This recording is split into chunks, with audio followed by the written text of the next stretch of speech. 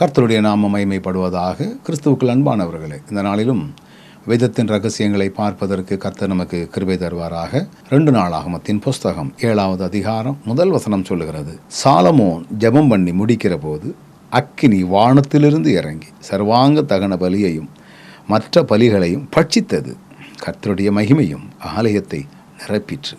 நான் இந்த வசனத்தை வாசிக்கும் பொழுது சாலமோனுடைய ஜெபம் ஆண்டவரால் கேட்கப்பட்டு வானத்திலிருந்து அக்கினி வந்துச்சு தான், பலிகளையெல்லாம் பட்சித்து போட்டது, கர்த்தருடைய மகிமை ஆலயத்தை நிரப்பிற்று. யாரோ ஒருவர் ஜெபித்தால்தான் ஆண்டவர் கிரியை செய்வார் என்று எண்ணி குறிப்பிட்ட நபர்களை நோக்கி ஓடிக்கொண்டிருக்கிற உலகத்திலே வாழ்கிறோம். இந்த சாலமோன் ஞானியார் ஒரு பெரிய ராஜா, அவர் ஜெபம் பண்ணுகிறார். சாலமோனுடைய காலத்தில் ஆசாரியர்கள் ஜெபித்தார்கள், தீர்க்கதரிசிகள் ஜெபித்தார்கள். இப்படிப்பட்ட காரியம் நடந்தது என்று சொல்லப்படவில்லை. ஒரு காலகட்டத்தில் எலியா ஜெபம் பண்ணினான், அக்னி இறங்கியது.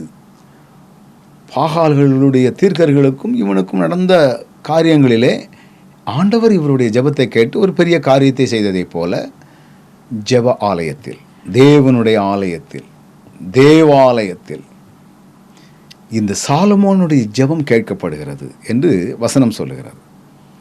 அப்போ என்ன அர்த்தம்?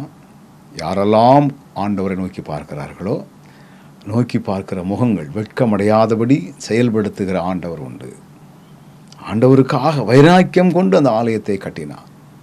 பெருமைக்காக கட்டப்பட்ட ஒரு ஆலயம் அல்ல, ஆண்டவருடைய மகிமைக்காக கட்டப்பட்ட ஒரு ஆலயம்.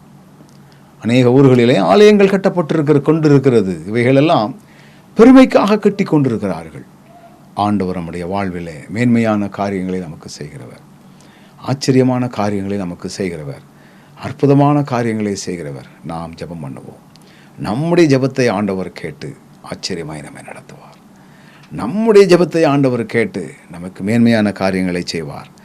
நம்முடைய ஜெபத்தை ஆண்டவர் கேட்டு மகிமையான காரியங்களை செய்வார். இவன் ஜெபத்திற்காக நீ அங்கே ஓடனே இங்கே ஓடனே என்று இல்லை.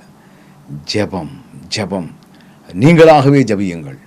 நானாகவே ஜெபிக்கிறேன். நம்முடைய ஜெபங்களை கேட்கிறவர், மாம்சமான யாவருடைய ஜெபத்தையும் கேட்கிற ஆண்டவர் நமக்கு இருக்கிறார்.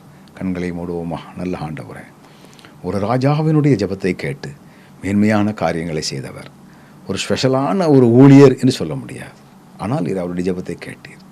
எங்கள் வாழ்விலே ஊழியருடைய ஜெபங்கள் அல்ல, எங்களுடைய ஜெபங்களே மேன்மையான காரியங்களை செய்யும் அப்படிங்கிற ஒரு நம்பிக்கையை நாங்கள் கொண்டு வர எங்களுக்கு நீர் பலன் தாரும். இயேசுவின் நாமத்தில் ஜெபிக்கிறோம் நல்ல பிதாவே, ஆமென்.